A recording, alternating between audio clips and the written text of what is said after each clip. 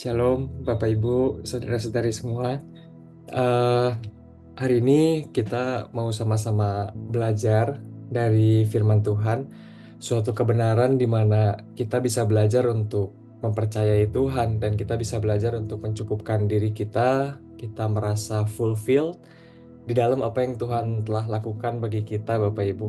Sebelumnya kita mau baca dulu satu ayat. Di sini ayat dari 1 Timotius pasal yang ke-6, ayat 6 sampai 10. Ini adalah surat yang Rasul Paulus tulis untuk anaknya secara iman, yaitu Timotius. Dan Paulus menulis ini ketika Paulus sedang ada di dalam penjara. Jadi keadaan Paulus pada saat itu bukan sedang baik-baik saja secara jasmani ya. Tapi di surat ini kita bisa belajar bagaimana Paulus mengajarkan Timotius dan mengajarkan kita sampai hari ini untuk bisa puas dan penuh di dalam Tuhan apapun keadaannya gitu ya. Bapak Ibu, kita baca dulu. Eh, saya bacakan ya Bapak Ibu di 1 Timotius 6 ayat 6 sampai 10. Memang ibadah itu kalau disertai rasa cukup memberi keuntungan besar, sebab kita tidak membawa sesuatu apapun ke dalam dunia dan kita pun tidak dapat membawa apa-apa keluar. Asal ada makanan dan pakaian cukuplah. Tetapi mereka yang ingin kaya terjatuh ke dalam pencobaan, ke dalam jerat, dan ke dalam berbagai-bagai nafsu yang hampa dan yang mencelakakan, yang menenggelamkan manusia ke dalam keruntuhan dan kebinasaan. Karena akar segala kejahatan ialah cinta uang. Sebab oleh memburu uanglah beberapa orang telah menyimpang dari iman dan menyiksa dirinya dengan berbagai-bagai duka. Saya izin share screen dulu. Ya, jadi judul yang hari ini mau coba dipakai mungkin Am I fulfilled? Bapak Ibu ya, apakah aku penuh? Nah, ada satu peribahasa yang terkenal yang sering kali kita dengar, di mana peribahasa ini bilang katanya rumput tetangga selalu lebih indah. Dalam peribahasa ini dikatakan bahwa rumput tetangga selalu lebih indah, Bapak Ibu. Bukan dikatakan rumput tetangga kadang-kadang lebih indah gitu. Rumput tetangga kelihatannya kadang-kadang lebih indah, tapi peribahasa yang dipakai di sini selalu lebih indah dikatakan. Nah, apa gitu sebenarnya Bapak Ibu yang membuat kita merasa bahwa rumput tetangga itu selalu lebih indah?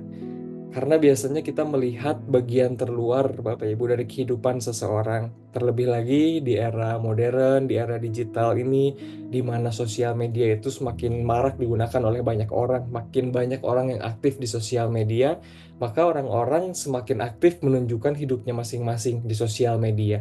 Kita melihat orang sedang ngepost pekerjaannya di sosial media, lalu kita berpikir, oh indah sekali pekerjaan yang dia miliki gitu. Dan kita misalkan melihat keluarga yang indah yang seseorang miliki, puji Tuhan. Kita melihat misalkan pekerjaannya kelihatannya baik, kondisi kehidupannya kelihatannya baik dari sosial media, kita melihat orang-orang rasanya kok kehidupan mereka lebih baik daripada kehidupan saya. Apa yang mereka alami lebih bahagia daripada apa yang saya alami. Sebenarnya Bapak Ibu, setiap orang tentunya pasti akan mengupload atau menunjukkan di dalam sosial media adalah bagian terbaik dari kehidupannya. Karena tidak mungkin seseorang sedang bertengkar terus diupload di sosial media gitu, nggak bijaksana juga ya Bapak Ibu. Jadi pasti hal-hal yang terbaik lah yang ditonjolkan di sosial media. Seperti rumput, kita lihat kalau misalkan ada sebuah rumah, rumput adalah bagian terluar dari sebuah rumah. Pekarangan adalah bagian terluar dari sebuah rumah kepemilikan seseorang. Dan kita melihat bahwa bagian terluar itu indah tanpa mengetahui apa yang ada di dalam rumah tersebut. Kita melihat secara garis besar kelihatannya indah, tapi kita nggak tahu sebenarnya di dalamnya seperti apa. Apakah hati orang tersebut berbahagia, sesungguhnya berbahagia? Apakah orang tersebut sesungguhnya memiliki hidup? Kita pun tidak tahu. Ada suatu kasus yang waktu itu sempat viral Bapak Ibu di sosial media. Ada sepasang kekasih, entah suami istri atau entah pasangan yang belum menikah, tapi mereka terlihat begitu bahagia, begitu mesra di dalam hubungan yang mereka jalin. Mereka bermesraan, mereka berdansa bersama, tertawa bersama, dan ini kasus yang cukup menggegerkan karena tidak lama setelah dari postingan terakhir mereka yang berdansa bersama itu, ada berita bahwa sang pria membunuh kekasihnya ini karena perasaan cemburu. tidak dijelaskan lebih lanjut, tapi karena perasaan cemburu. Artinya apa yang terlihat di luar sebenarnya belum tentu seindah apa yang dialami pada kenyataannya. Jadi hari ini kita mau belajar Bapak Ibu dari kehidupan Paulus, bagaimana Paulus itu bisa merasakan sukacita, bisa merasakan kekuatan di dalam Kristus katanya. Segala perkara Paulus dapat tanggung di dalam Kristus, apapun keadaannya tetap bersukacita, tidak tergantung dari keadaan yang ada di luar. Dan di firman Tuhan diajarkan Bapak Ibu untuk mencukupkan diri dengan apa yang ada. Dan inilah yang mau kita sama-sama pelajari dari Paulus untuk mencukupkan diri dengan apa yang ada. Kita mau sama-sama baca dulu di Ibrani pasal yang ke-13 ayat 5. Di sini firman Tuhan bunyinya, "Janganlah kamu menjadi hamba uang dan cukupkanlah dirimu dengan apa yang ada padamu. Karena Allah telah berfirman, Aku sekali-kali tidak akan membiarkan engkau dan Aku sekali-kali tidak akan meninggalkan engkau." Dan di ayat ini firman Tuhan mengajarkan Bapak Ibu untuk mencukupkan diri. Di situ ada yang saya beri tanda merah dengan apa yang ada. Artinya ini adalah sebuah konsep yang mungkin berbanding terbalik dengan apa yang dipikirkan dengan cara bahagia yang mungkin kita bayangkan, yang mungkin kita lihat dari kehidupan-kehidupan di sosial media yang tidak sebenarnya nggak selalu nyata dengan kehidupan asli. Namanya dunia maya ya Bapak Ibu ya. Tidak selalu nyata dengan kenyataan yang kita hadapi. Tapi di sini ada kenyataan yang baru yang diberikan di dalam Ibrani 13 ayat 5, diperintahkan di sini cukupkan dengan apa yang ada. Artinya dengan apapun keadaan kita, apa yang kita miliki hari ini dengan segala kekurangan dan segala kelimpahannya, dengan segala kesulitan dan kebahagiaannya, di sini diajarkan cukupkanlah dirimu dengan apa yang ada. Ini berbanding terbalik dengan apa yang dipikirkan misalkan oleh beberapa orang bahwa kebahagiaan itu datang dari suatu keinginan yang dipenuhi, suatu keinginan untuk memiliki sesuatu, entah itu keinginan untuk memiliki satu barang, keinginan untuk memiliki satu jabatan, mencapai satu jabatan, keinginan untuk mencapai satu prestasi tertentu dalam usia tertentu. Kadang itu yang menjadi patokan kebahagiaan, kecukupan. Dan di sini ditulis gaya konsumtif itu sebenarnya tidak memberikan kecukupan. Karena kadang-kadang kita berpikir bahwa gaya hidup konsumtif memberi kecukupan ketika ingin sesuatu dan dapat, itulah kepuasan. Ternyata tidak Bapak Ibu. Saya yakin setiap kita di tempat ini pasti pernah merasakan bahwa kita bekerja keras, kita berlelah-lelah untuk mendapatkan satu hal, dan setelah kita mendapatkan hal itu rasanya kepuasan ini tercukupi.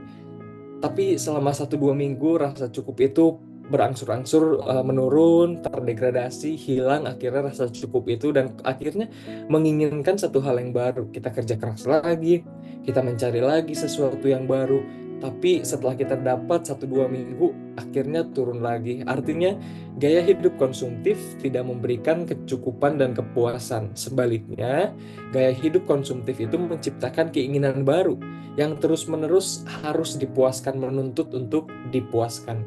Dan inilah yang ditulis dalam firman Tuhan di Yesaya 55 ayat 2, "Mengapakah kamu belanjakan uang untuk sesuatu yang bukan roti, dan upah jerih payahmu untuk sesuatu yang tidak mengenyangkan? Dengarkanlah aku, maka kamu akan memakan yang baik, kata Tuhan, dan kamu akan menikmati sajian yang paling lezat."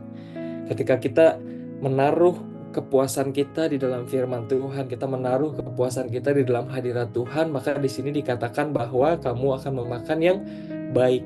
Berikanlah upah jerih payahmu untuk sesuatu yang mengenyangkan, bukan sesuatu yang tidak mengenyangkan, yaitu hal-hal yang jasmania. Bukan berarti kita nggak boleh punya hal-hal yang jasmania, karena tentu selama hidup di bumi kita perlu hal-hal jasmania, tapi bukan itu pusat kepuasan kita. Pusat kepuasan kita, roti yang mengenyangkan kita, kata firman Tuhan, adalah melakukan kehendak Bapa dan menyelesaikan pekerjaannya.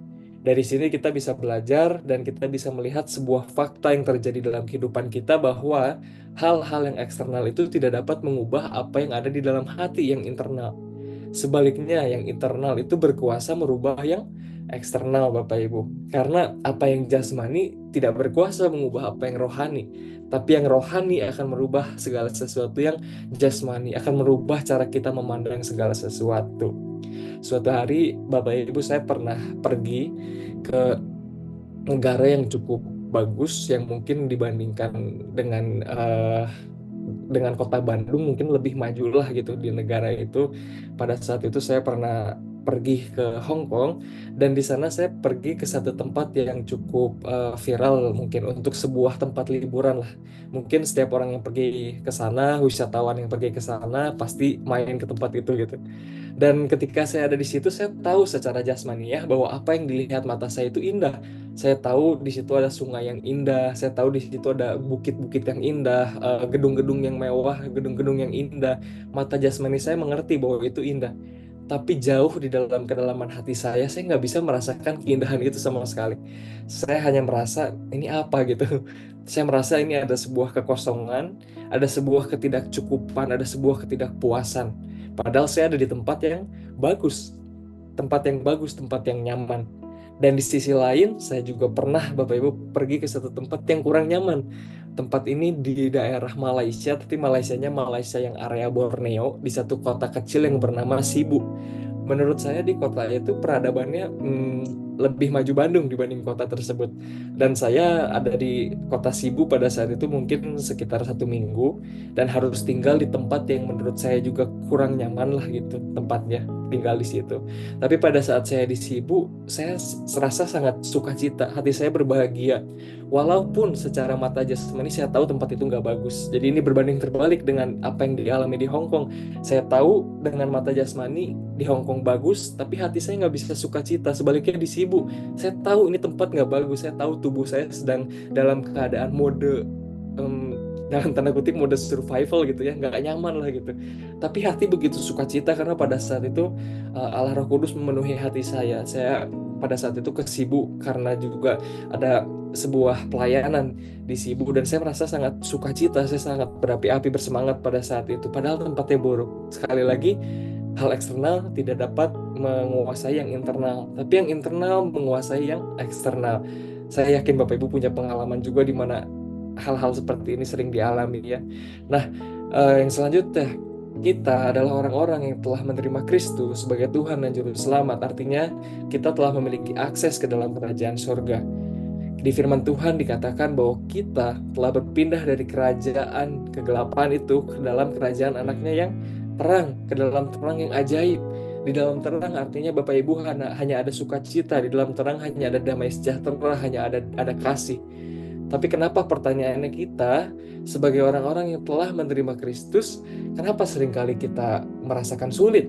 Ketika kita dalam keadaan yang sulit, kita seringkali merasa kok Tuhan gak ada gitu. Tuhan di mana sebenarnya kayak gitu. Ketika saya sulit, ketika saya menderita, Tuhan ada di mana? Seringkali kita merasa sulit menghadapi itu ya Bapak Ibu. Tapi di sini sekali lagi masih di ayat yang sama, Ibrani 13 ayat 5, di bawahnya tadi ditulis, aku sekali-kali tidak akan membiarkan engkau, dan aku sekali-kali tidak akan meninggalkan engkau. Dan ayat ini tertulis di dalam Ibrani dan juga di dalam kitab Taurat di Perjanjian Lama. Tuhan mengatakan hal yang sama, artinya Tuhan tidak pernah berubah Bapak Ibu. Dari dulu, sekarang sampai selama-lamanya Tuhan katakan bahwa aku tidak akan meninggalkan engkau. Aku tidak akan membiarkan engkau. Artinya Bapak Ibu, Tuhan adalah Allah Immanuel, Allah yang bersama dengan kita. Tuhan adalah Allah yang imanen, Allah yang imanen yang selalu melekat dengan umatnya, yang selalu ada dengan umatnya. Entah kita merasakannya atau tidak, itu adalah janji Tuhan. Tapi yang seringkali menjadi pertanyaannya, kenapa kita kadang-kadang nggak melihat Tuhan ada bersama dengan kita? Mungkin Tuhan sedang mendidik kita untuk kita percaya pada firman Tuhan, bukan pada perasaan. Atau mungkin juga Bapak Ibu, kita sedang memandang terlalu fokus kepada masalah yang ada, atau kita memandang terlalu fokus kepada keangkuhan hidup, keinginan mata, dan keinginan daging. Mungkin saja Tuhan itu selalu ada bersama dengan kita, tapi kita tidak mengarahkan wajah kita kepada Tuhan. Kita mengarahkan wajah kita ke arah yang lain, sehingga yang mengarah kepada Tuhan adalah bagian punggung kita, sedangkan wajah Tuhan selalu terarah kepada kita. Artinya ketika kita melihat, memandang wajah Tuhan, maka di situ akan ada kecukupan senantiasa Bapak Ibu, seperti yang ditulis, tetapi aku dalam kebenaran akan kupandang wajahmu. Dan pada waktu bangun, aku akan menjadi puas dengan rupamu, kata Raja Daud. Dan kita harus mengingat kembali Bapak Ibu, tujuan Kristus datang ke dunia ini. Dia datang ke bumi ini bukan hanya sebuah keadaan di mana dia hanya sekadar datang, tapi Tuhan datang dengan memiliki visi, memiliki sebuah kejelasan, tujuan untuk saya dan untuk kita semua di tempat ini. Seperti yang tertulis, apa tujuan Tuhan datang Bapak Ibu? Kita harus ingat kembali di Yohanes 10 ayat 10. Pencuri datang hanya untuk mencuri dan membunuh dan membinasakan. Aku datang, Tuhan Yesus datang supaya mereka mempunyai hidup dan mempunyainya dalam segala kelimpahan. Jadi kedatangan Kristus ke dalam dunia ini bertujuan untuk membuat kita Bapak Ibu hidup dan memiliki hidup di dalam kelimpahan apapun keadaannya.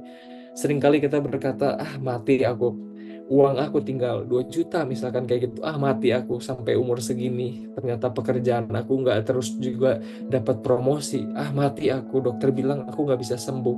Tapi Yesus katakan, akulah jalan, akulah kebenaran, akulah hidup. Ketika Tuhan berkata, akulah hidup, dan kita merasa mati aku, artinya kita mati atau hidup Bapak Ibu. Kita hidup karena firman Tuhan bilang akulah hidup. Ketika kita mengikuti Yesus, memiliki Yesus, kita hidup apapun keadaan yang kita alami Bapak Ibu. Yang selanjutnya di sini yang tadi ayat yang sudah kita baca, memang ibadah itu kalau disertai rasa cukup, yaitu contentment atau rasa puas, memberikan keuntungan besar. Ayat ini, kata ini juga dipakai di Filipi 4 ayat 11. Sebab aku telah belajar mencukupkan diri, to be content, untuk merasa puas di dalam segala keadaan. Contentment di sini atau kepuasan yang Paulus pakai itu katanya adalah atarkeia, yang artinya complete self-sufficiency. Sebuah kepuasan diri yang komplit. Jadi tidak perlu sebuah penambahan yang tadi kita bahas di awal ya Bapak Ibu. Cukupkanlah dirimu dengan apa yang ada. Apapun yang ada dalam kehidupan kita atarkeia. Kita punya complete self-sufficiency. Kita punya kepenuhan diri yang cukup apapun keadaan kita.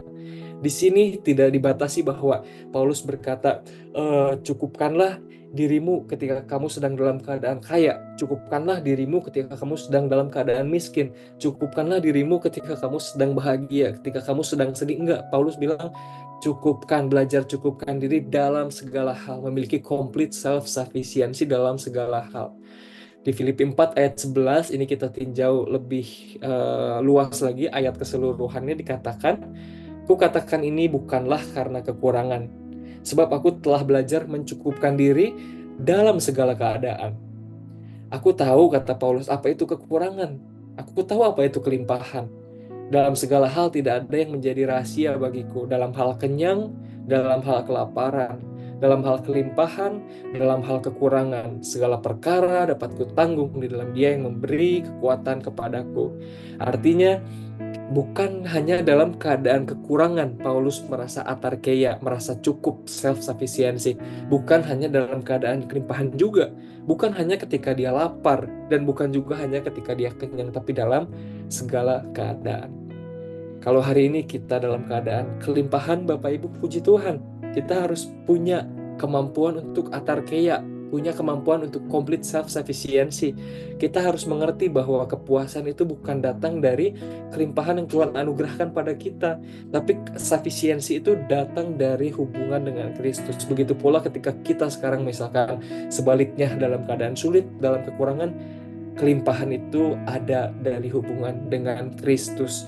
Secara mata jasmani seperti tidak relevan, tidak masuk akal, tetapi ini firman Tuhan, logos yang di atas logik ya Bapak Ibu, kebenaran yang di atas logika.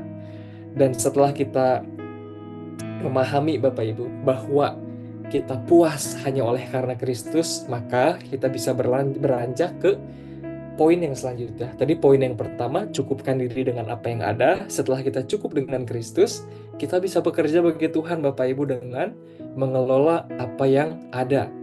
Apapun yang Tuhan percayakan dalam kehidupan kita Bapak Ibu. Nah, di Matius 25 ayat 14-30 kita tahu ada sebuah perumpamaan di mana Tuhan mengumpamakan kita sebagai hamba-hamba yang dipercayakan talenta pada kita semua ini Bapak Ibu, tidak ada satu orang pun yang tidak Tuhan percayakan talenta. Kita semua punya talenta sebagai hamba-hamba Tuhan, yaitu hal yang harus kita kerjakan untuk kemuliaan nama Tuhan, sesuai dengan kapasitas, sesuai dengan panggilan dan kesanggupan kita masing-masing. Jadi Tuhan juga tidak ingin kita di dalam kehidupan ini bermalas-malasan. Tuhan ingin kita melakukan segala sesuatu yang Tuhan percayakan dengan seluruh kemampuan kita, dengan seluruh kesungguhan hati kita, mengerjakannya agar berbuah bagi Tuhan, apapun itu. Entah itu dalam bisnis, kita harus berbisnis dengan sungguh-sungguh, harus berbuah, harus multiplikasi untuk kemuliaan nama Tuhan. Atau kita sedang di dalam bidang gerejawi, kita harus multiplikasi. Atau kita sedang bekerja di perusahaan, kita harus multiplikasi, kita harus melakukan yang terbaik, harus berbuah, harus terus bertambah-tambah, yang 2 menjadi 4, yang 4 menjadi 8, yang 5 menjadi 10, dan seterusnya. Tapi ini poin penting Bapak Ibu yang harus kita perhatikan.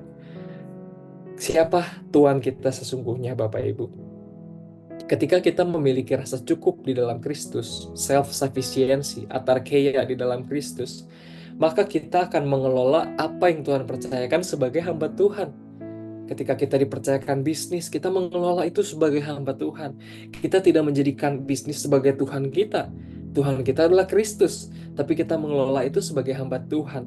Tapi ketika kita tidak merasakan cukup di dalam Kristus, kita nggak punya self-sufficiency di dalam Kristus, maka kita akan mencari kepuasan dari apa yang Tuhan percayakan. Kalau misalkan di gereja, misalkan pelayanan gerejawi, kita akan mencari kepuasan di dalam misalkan melayani, kita mencari aktualisasi diri. Ketika seorang pelayan Tuhan tidak merasa cukup di dalam Tuhan, maka dia akan melayani untuk mendapat pujian, dia akan melayani untuk mendapatkan keuntungan pribadi. Begitu pula di dalam dunia-dunia pelayanan yang lain. Pelayanan gereja, misalkan sekarang di pelayanan bisnis, kita akan berbisnis untuk mendapatkan keuntungan yang sebesar-besarnya. Kita akan mencari kepuasan dari keuntungan, mencari kepuasan dari goal-goal yang duniawi, bukan lagi dari Kristus. Artinya kita sudah melenceng Tuhan, kita bukan lagi Yesus, tapi pelayanan, bisnis, karir, dan sebagainya. Jadi rasa cukup di dalam Kristus itu sangat penting, karena itu akan menentukan siapa Tuhan kita ketika kita menjalani kehidupan kita sehari-hari Bapak Ibu. Dan untuk slide yang terakhir Bapak Ibu, di dalam akhir zaman ini mungkin segala sesuatu tentunya ada harga gitu ya Bapak Ibu ya, ada price tag gitu. Semuanya kita nilai dari harga. Dan ini yang menjadi sedihnya Bapak Ibu, seringkali berharga, bernilainya satu hal itu seringkali dinilai dengan ukuran nominal, bukan lagi dinilai dari value dari satu hal Bapak Ibu. Contohnya, banyak orang yang bekerja pagi, siang, malam, padahal udah cukup lah gitu ya, udah punya kecukupan, tapi kerja pagi siang malam, akhirnya tubuhnya sakit gitu Bapak Ibu. Akhirnya dia nggak bisa beribadah misalkan karena terus aja kerja, nggak punya istirahat, nggak punya waktu ibadah, nggak punya waktu sama keluarga misalkan Bapak Ibu. Itu adalah satu hal yang menyedihkan karena salah pandang, karena memandang bahwa sesuatu bernilai karena nominalnya, bukan sesuatu bernilai karena sebuah value. Demi mengejar karir, kehilangan value yang lebih berharga, yaitu keluarga, yaitu ibadah kepada Tuhan, yaitu rasa tenang di dalam Tuhan, yaitu kecukupan di dalam Tuhan. Dan itu yang seringkali terjadi mungkin banyak pada anak-anak muda, memandang segala sesuatu dari nilai nominalnya. Saya bahagia atau enggak ditentukan dari berapa banyak tabungan yang saya punya. Saya bahagia atau enggak dinilai dari sesuatu yang kelihatannya secara jasmania. Padahal kita melupakan value atau nilai akan satu hal, keluarga yang indah, hubungan dengan Tuhan, persekutuan dengan Tuhan, itu yang seringkali dilupakan. Dan di sini ada lagu yang sangat bagus Bapak Ibu, yang ditulis oleh Rea F. Miller pada tahun 1922, dinyanyikan oleh George Beverly Shea, yang sering nyanyi ya kalau di KKR-nya Billy Graham, itu penyanyi gospel singer.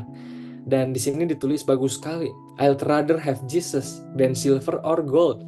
I'd rather be his than have riches untold. I'd rather have Jesus than houses or land. I'd rather be led by his nail-pierced hand.